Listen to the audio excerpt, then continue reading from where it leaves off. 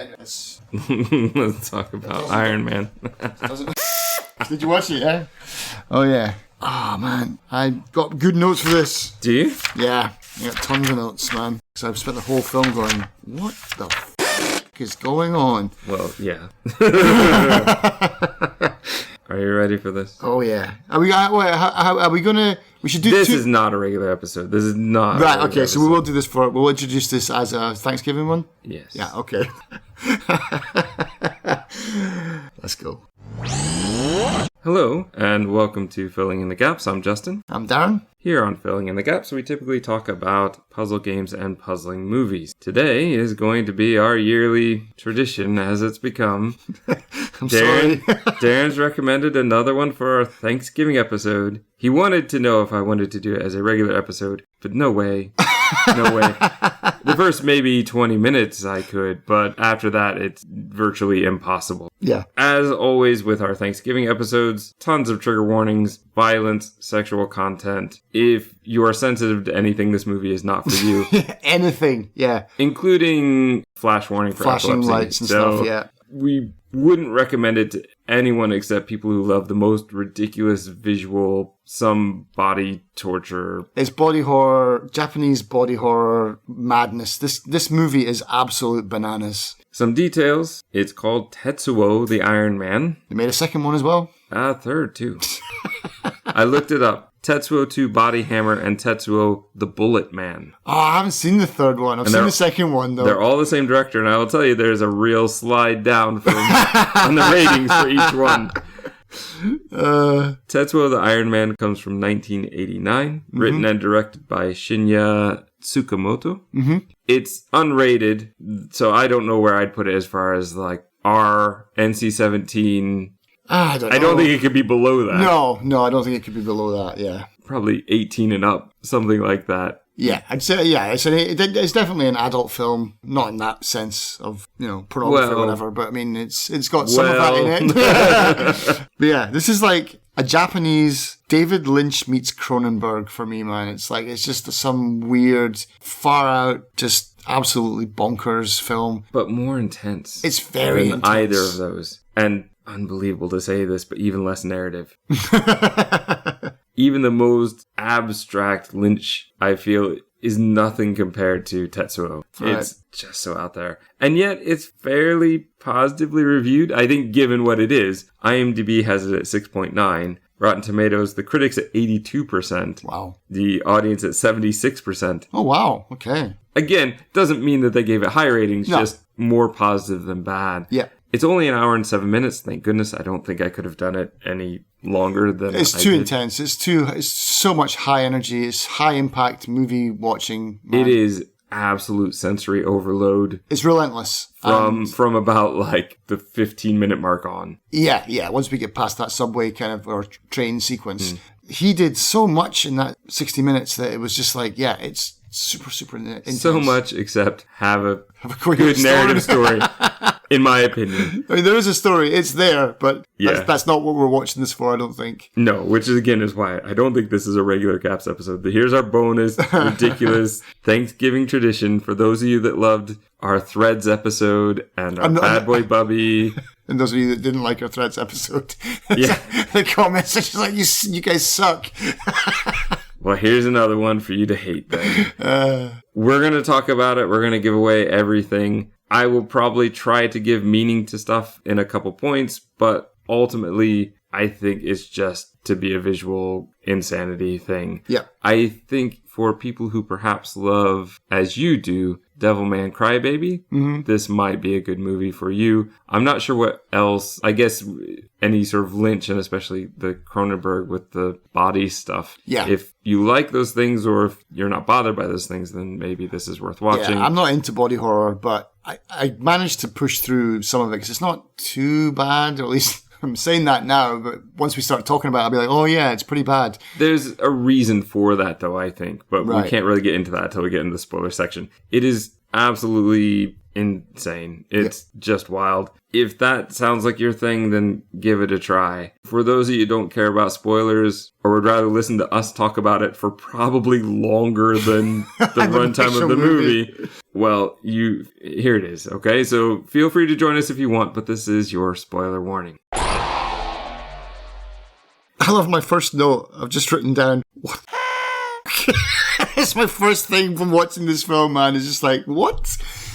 Whereas my first note is, wow, this is black and white. The film style makes it look way older than when it was released because it's 1989, but it looks like it's a 50s movie or something. Yeah. Basically, the guy's dad told him, hey, get a real job. You're never going to make it as a filmmaker. I think this was his big middle finger to his dad, you know, like, look, I can do it. And this is what he ended up making. If I was this guy's dad and he showed me some of the early footage, I'd be like, man, I raised you wrong. I think if I was the guy's dad, and even if he showed me the final film, I would, one, yes, I probably did something wrong, but two, I don't think you're going to make it, kid, because I don't like this movie. I respect it. This is another one where I respect it for what it's trying to do, be totally wild and visual. Mm-hmm. This is a music video. This is not a movie. There's not a narrative. Not really. You could sum up the narrative quite quickly, I think, in this one. Oh, yeah. Guy gets hit by a car. Stuff happens. Yeah. Becomes metal, lots of death, and then falls in love with a demon or something. I still don't know what that creature person is. And it turns into the Power Rangers at the end or something like that. Like evil Power Rangers. Anyway, that's the end of the film, yeah. Yeah, so let's get back through the beginning. You're going to have some unsteady hand cam walking and following a man in sort of like a rundown factory industrial area. Mm-hmm. The music, a lot of it in the movie it's sort of industrial music as well. Yeah, which is very fitting and fitting for the time that it was made as well. So I think that's quite good. Although there is the really strong saxophone music that has some sort of like 50s style. Yeah. And I don't feel like it fits. But again, that hits into the Lynch style, I think.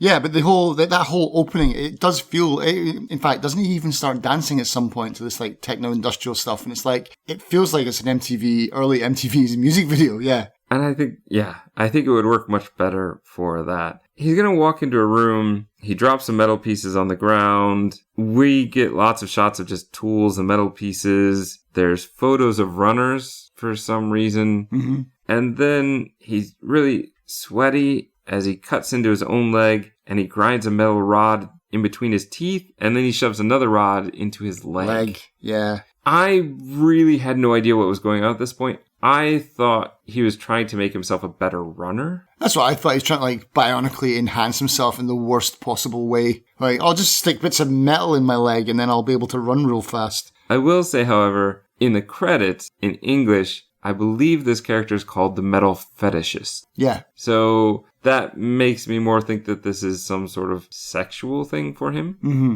And given the rest of the movie, it just seems to reinforce that. Right. But this, I just don't get how that would be sexual to shove this inside your leg. Well, Cronenberg did it with Crash. Yeah, but I didn't like Crash either. I didn't like Crash. Was too much for me. Yeah, Cronenberg Crash, not the. What was the other one? Who was it? Who did the other Crash? Was it Paul Haggis? No. I know the one you're thinking of, but I can't remember. Yeah. There's heavy breathing, and then there's maggots on the cut already. It's almost immediately. Yeah. I don't know if we're led to believe that time has passed or that he's done this multiple times. It doesn't make any sense. It's just there for the gross out factor. Yeah. He screams, he runs out, and then he appears to be hit by a car. But we don't really know at this point what happens. You're right. We get that strong saxophone music coming in, some odd visuals of metal things, lots of montage in this. And also what I would say is there are some that are definitely stop motion and some that are not really stop motion, but they're time lapse, I guess. But they use that to make things appear as though they're moving faster. Right. It's just harder to follow for me and harder to understand what's actually happening. That whole chase scene where it's just like all in stop motion. it's so mad. So understand if I say something is in stop motion, it could be one of those two things. Yeah. I just threw that as one blanket term to cover all of those weird shots that happen in the movie. This is the part where there's the montage of, I think, some water, then a metal, And in the industrial area, the man in the suit dances. Yes. Like David Byrne, basically. He's like a Japanese David Byrne. And they've been slowly putting in bits of credits, but it's not till this point, 7.5 minutes in, that we have the very long and slow title card that goes over the action of him dancing to say, Tetsuo, the Iron Man. And that takes, I think, a full minute to get across the screen. It's so long. Yeah. I heard a gunshot, at least I think that's what it was meant to be. We cut to a man shaving, which I think is meant to be the same guy, right? This is the guy who shoved a metal rod in his leg and also got hit by a car and also was just dancing. Mm-hmm. He has some sort of metal protuberance coming out of his cheek. He pops it like a zit. And motor oil comes out? Something? I wasn't sure. Something like that. It's black and white, so we don't know. Yeah. Could be blood, could be motor oil, same color. Could be chocolate. Could be, yep. Which was often used for blood in black and white. Yeah. At breakfast, there's a phone call. They just say moshi moshi over and over and over again, which is hello, the hello used for the phone. Yeah.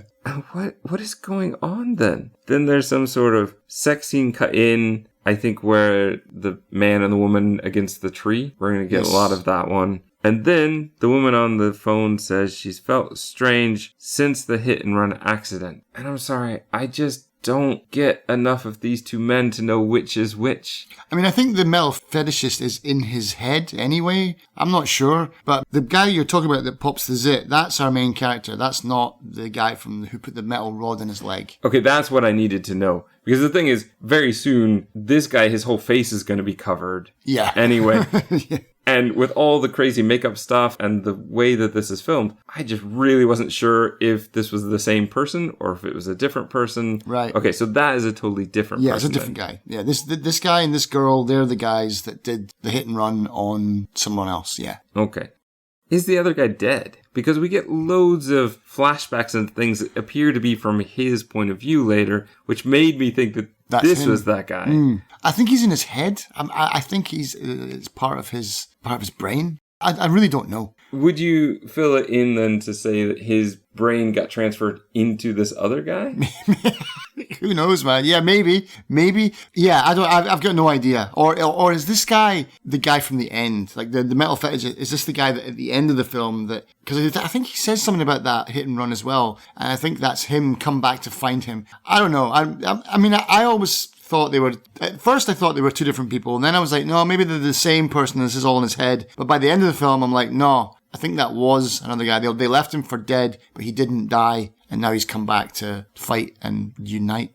Well, but yeah, we're going to have to get to that when we get to it, I guess, at the end. But, yeah. I mean, that guy is going to kind of come up soon because we see him get off of the train. Yep. He sits, and this woman moves away instantly. Yeah. Smart move, but it doesn't last long because she sees this pigeon or something? I thought it was just a metal pile, like a pile of metal or something. I thought it was like a dead bird, but with metal in it, yeah. Well, that doesn't make any sense, because she takes a pencil and pokes it. I can't imagine she would poke a dead bird.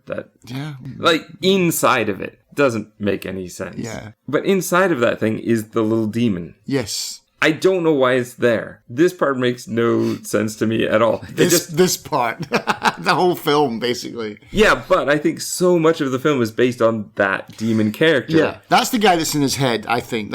Sorry, I'm getting mixed up. That guy is in his head, I think. Okay. But it's just there. It's not even connected to him. No, yeah. He didn't bring it. It has nothing to do with him, and yet is so completely, intricately attached to him, it seems. Mm-hmm. But yeah, she pokes it, and then she sort of becomes infested by it. Yeah. The metal thing seems to be part of her hand now. She starts chasing who I'm going to say is our main character. Our sweaty businessman. Yeah. She is referred to, I believe, as woman in glasses. Okay. And that's where I don't know. Is this the metal fetishist, or is this the guy referred to as man?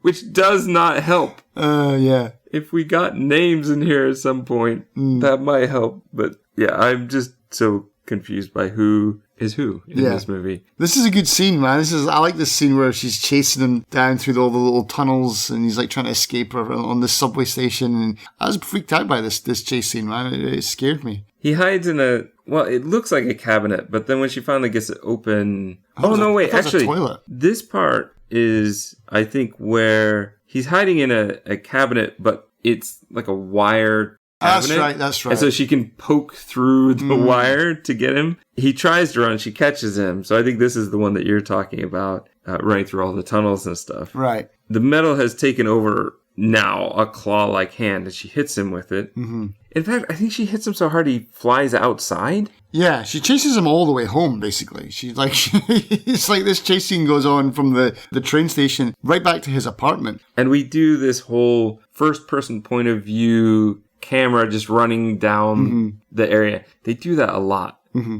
I don't like it. It's not steady, and I get that you're trying to say that time has passed, or that you're trying to make it look faster than it would, but this is not the way.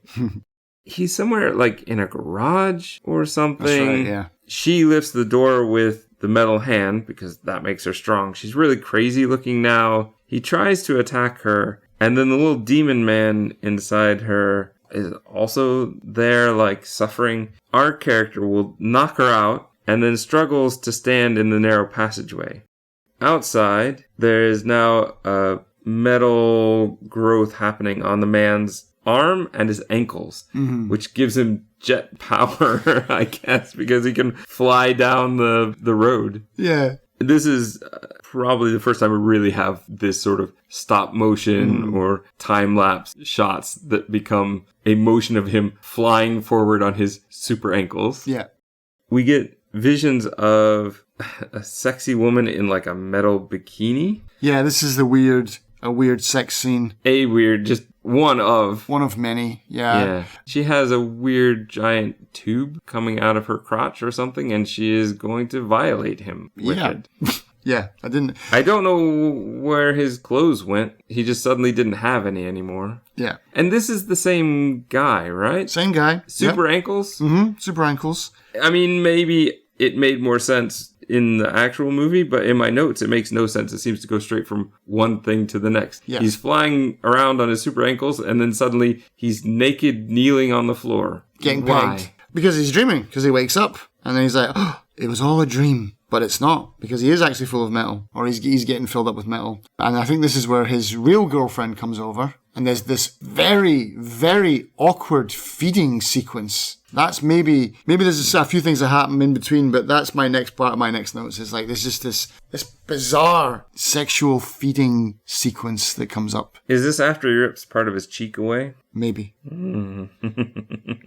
She asks what's the matter. Oh, yeah, he yeah. says clearly nothing. Yeah, no. I think the feeding sequence is first, or does that happen first? I don't think that happens first. All right, here's what I had next. We go down the street again in that first-person point of view. The man is now ripping off part of his cheek away, the metal part. He's trying to get rid of it, but it's going to keep growing back, I believe. The woman asks if anything is the matter. He says nothing, but clearly there's something incredibly wrong with him. She looks normal now, so I don't know if this is a different person or if this is the same person. I think this is his real-life girlfriend, I think. This is the person that he was with him when he had the car accident with the guy. Okay.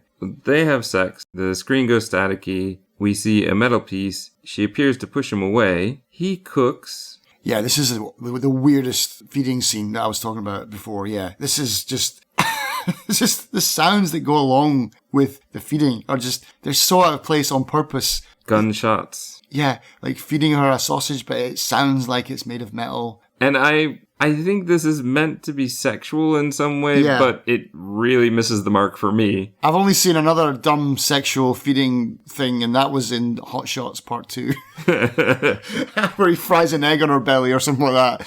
Yeah, that was like this. This was so uncomfortable to watch and so weird. Yeah. Like I said, I think it's meant to be sexual, but it's just creepy. But it leads to him having a metal drill penis. Didn't see that one coming. And it's out of control. Yep. He destroys a table. Yeah, he drills right through the table, yeah. His body starts going lumpy in places, makes, again, weird sounds. He leaves the room. He tries to hide in the closet. They cry. She begs him to come out. He has a metal hand now. She opens the door. I thought it was a little cabinet, but it's actually a full laundry room or something. Yeah, something like that. The woman says nothing scares her, and then is immediately scared by... Yeah, as soon as she sees him, she just screams like...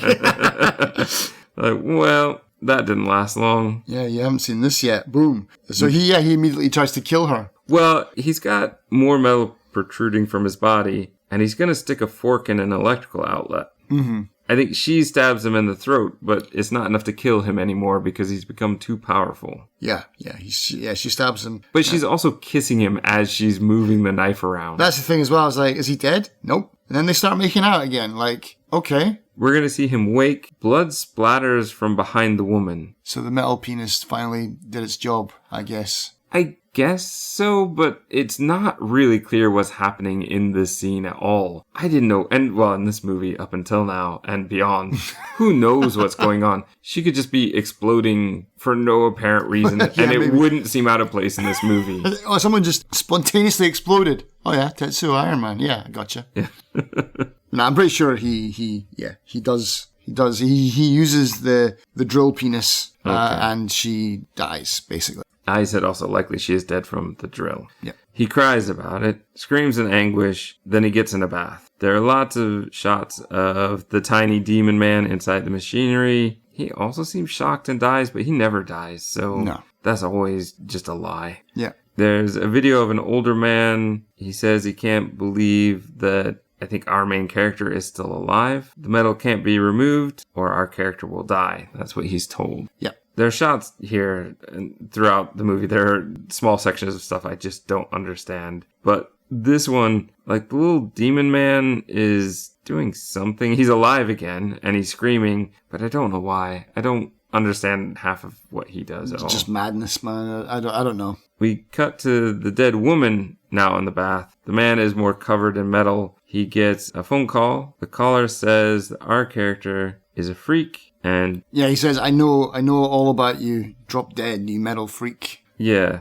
which I don't know who that is or why. Nope. Okay. We get the footage of the car crash from earlier. They hit our character, put the body in the car. They are in the woods, and this is where I believe we get their sex scene, and he's watching, even though he's not dead yet. Yeah, so it's like, up until now, I thought he was the victim, but it's actually apparent now, like, oh no, he's the bad guy. Yeah, he's the guy that did the hit and run. I always thought it was from his perspective, that he was the one that was hit by the car. See, I was confused. I still thought that because our guy is turning into metal, I thought it was the punishment for him trying to shove that rod into his leg. That somehow it changed him physically, and that he also took on part of the car. Right. I was thinking it was something to do with the car. I thought he got hit by the car and now he's turning into metal and he's going to get revenge or something like that. But it's the exact opposite. I think it'd be better if he turned into a car. Yeah. I mean, he kind of does at the end. Some kind of weird motorbike thing. It looks like a Hoover. Like a giant Hoover. I don't know what's going on. Maybe. Our character is going to charge himself up by sticking a knife in an electrical outlet. And he levels up his power. Yeah. He gets more metal. He gets more metal and he can magnetically crush things now or something like that. He's got magnetic powers all of a sudden. Now, however, our demon guy we see out on the street carrying flowers, and he's now human-sized. Mm-hmm. Before he was Smurf-sized, tiny, but now he's huge. And we watch him moving sporadically down the street in that stop-motion style. In the apartment, we see metal items just crushing themselves. I guess that's a symbol of his power, our main character's power. He's welding all kinds of stuff together. He kills a cat at some point as well and makes that into metal. Yeah. And then the woman from the bath is alive again. Yep. And she tries to kill our main character again. Yep. And then she seems to be covered in foam for no apparent reason. Like a cocoon or something like that, yeah. And then it dissolves. And then the demon man is there with flowers. Was he inside her? I've got no idea. I don't know. Why are you asking me? I've got no clue. No clue at all. But yeah, she changes into the guy we've been seeing in the vision. Yeah, I was thinking is he controlling her in some way? And now he's coming out of her? I don't know what's going on, man. I've got no idea. And then I was thinking is this the guy they hit with the car? Was he somehow living inside of her? Okay. This demon will attack with a TV. Mm-hmm. It says even our main character's brain will soon be metal. There more imagery of metal pieces and orbs. There's some crazy stop motion stuff going on in this scene. It's all over the place. It's really good. I like all the stop motion stuff because it must have taken a long time to shoot these parts of the movie, you know? There's a man who appears to be trapped in a body bag. There are metal wires surrounding everything, and they start wrapping around. They begin shaping a person. We see static, and then we see, I believe, the demon in the station, and the now even more metal man awakes. Yeah.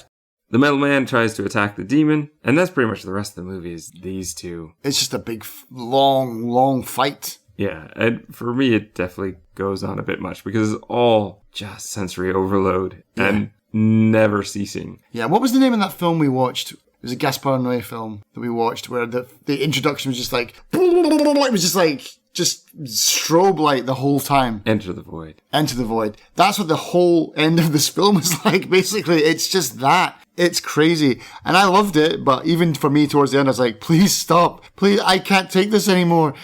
Please, just let me have some rest. Eventually it does stop, but what a ride, man. What a ride. So they're having this massive, crazy stop motion kind of street fight, I guess. But first there's a chase because the demon is dressed as a runner for a while. Yeah. There's a hobo that they pass or something. This was weird. He bangs a pipe on a railing. The demon is pained temporarily, I guess. To me, it felt like it hurts. He hits him with the pipe, and it's like it hurts both of them. It's just like they're both... That's why I was thinking, they're both connected. Like, because he does hit him at one point, and the demon yells in pain as well. So it's like, so either they are the same person, or they're becoming the same person, and they're starting to meld. But this comes out of nowhere and doesn't really come up again later as far as the hobo. He's just there for this one part. Yeah, he's just there and for he seems to attack for no reason. Yeah, he's just like, the guy walks in, he's like, oh, hello, doink. We get lots of clips of stuff from earlier. I think the car crash again, the rod being shoved into the leg. A lot of those things are mixed into the scene. Mm-hmm. There's a part where the demon runner is like launched backwards and the metal man also goes flying. I don't remember if they did it to each other, if the hobo did it at this point. It's just, I can't even keep track of my notes because it doesn't make any sense. I could just skip right to the end and it wouldn't make any difference because none of this really makes any difference to what I would very loosely call as a story. Yeah. It's just fighting and fighting. Yeah, there's a part where basically he's using his powers and he's adding more and more metal to him. He seems to have telekinesis at this point. Yeah. So he's like adding more and more metal to him. And at one point, the guy's hand falls off. And I was like, it's just a pipe left in its place. I was like, oh, it's just a pipe. No, it's a flamethrower. Yeah.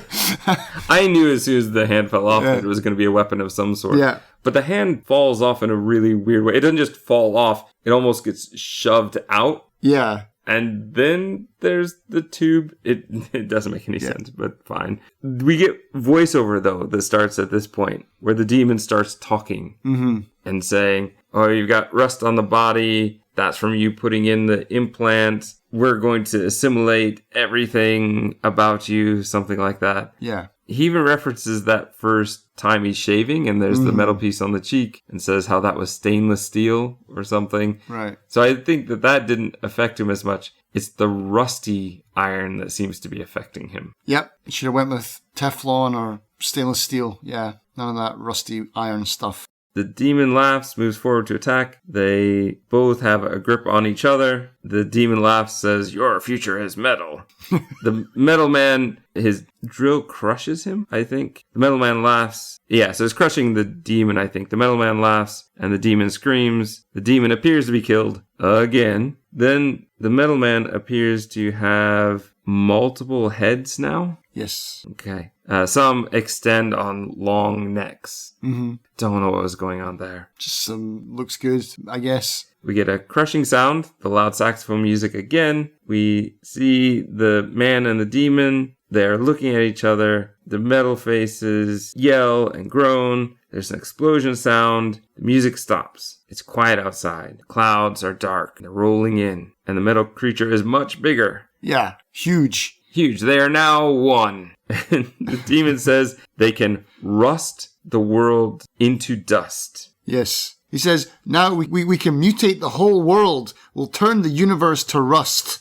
And the metal man agrees for some reason. Yeah. It's like this whole film is basically a villain's backstory. It's like watching a villain from One Punch Man get made. It's brilliant.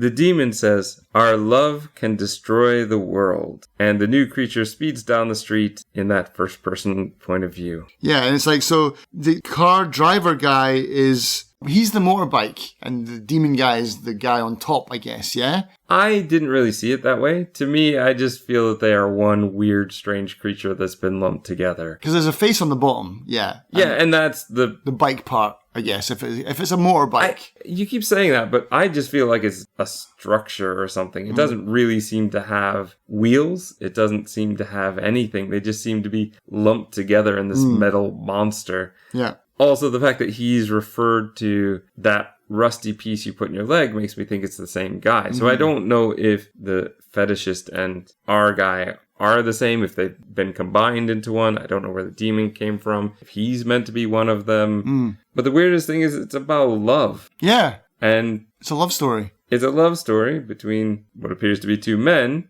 Who just love metal. What I say is they had to destroy the woman that came between them, both in their own way, in order to find each other. It's a happy ending. It's not a happy ending because she's dead twice over. Twice. At least. I don't know. I don't know about this movie. It's not one I would really recommend to people because of just, it's gross and weird and there just isn't much of a story. But yet, if you want crazy visuals, here you go. I mean, I don't know. I wouldn't recommend this to everybody. I wouldn't say to my mom, hey, you got to watch Tetsuo Iron Man. Would you torture people say, oh, I've got Iron Man, let's put it on? And then Robert Downey Jr. Instead, they get this. Have you seen the original Iron Man? But no, I would recommend this to anyone who likes weird stuff and who has not seen this, because this is a ride. And even at the end of the movie, at the end of the credits, it says, game over. Yes. It's a weird ride. It's like you just go and you take it and you get to the end and it's just like, what did I just witness? What the hell was that? You've seen this before. I watched about half an hour of it. Oh, no. I must have watched about 15 minutes of it because I don't remember any of the back stuff. I remember I watched up to about after the subway scene kind of thing. Maybe, I don't know why we stopped watching. I was watching it with friends. This was one of these films that was on like Channel 4, midnight kind of stuff. I can't believe they would have ever shown this one. Oh, they did. They had a weird, it was like a Tuesday night at 1 a.m. where they would showcase weird foreign films. And this was on, and I only ever got to see a little bit of it, but I remember thinking, wow, that was pretty cool. And that's why I said to you, I'm going to watch this. And I watched it, and I was like, oh yeah, I did not see this whole film back in the day. All right. Because I was wondering if it had held up to you. No, I really enjoyed it this time. It's like, if I'd seen it before, maybe it was better now, because like, maybe it would have gotten better, because I really, really enjoyed it this time around. I think this is a fantastic film. Do you think you're going to watch it again? I might watch 3 now that you said there's a third one. I know there's a second one. Have you seen the second one? No, but I'd like to, and I've seen the trailer for it. I watched bits of it on YouTube, and it looks ridiculous. And it's full color. Does he have a giant hammer? Because I think it's called the Hammer Man. I don't know if he does. I didn't see that in the trailer, but it's more or less the same movie, just done again, but with a slightly different story. So it doesn't continue on. We don't see this creature. It's a reboot, basically. I wonder if he did it 3 times. Probably. Put it this way, I'm definitely tempted to watch it. I would like to watch it just to see how it goes, and the third one. I'll give it a shot. Not sure I could. I could maybe do it if we were watching it together or something. Right. But I just don't foresee myself wanting to put myself through that again. It was just so much sensory overload for me. Mm-hmm. I found it very difficult and at times almost painful to watch. You can do artsy, wild, I'm going to shock you stuff for about 20 minutes and then I start to tune out. Mm-hmm. And that happened a lot with this one. Just like, oh, okay, there's a giant drill. Okay, somebody else is dying. And when people just keep dying, coming back to life, I definitely can't have that much emotion. You just died 2 minutes ago, and now you're back, and now you're dying again. I feel nothing. You've broken that part of me for at least this movie. I don't really care about you. I don't even know who is who. I don't know any name. I don't know anything about any of these people. Yeah. It's just not for me. Have at it. Tell me if the others are any good, but I think I'll be more of the same. This for me was one and done, and I'm happy to move on. Gaps filled and more gaps created. Hello, and welcome to Filling in the Gaps. I'm Justin. I'm Darren. Oh, wait. The aircon's still. I'm too excited to talk about Tetsuo Iron Man. I forgot to turn it off. Maybe I should just let you do this. It's going to be nothing but censorship on my end.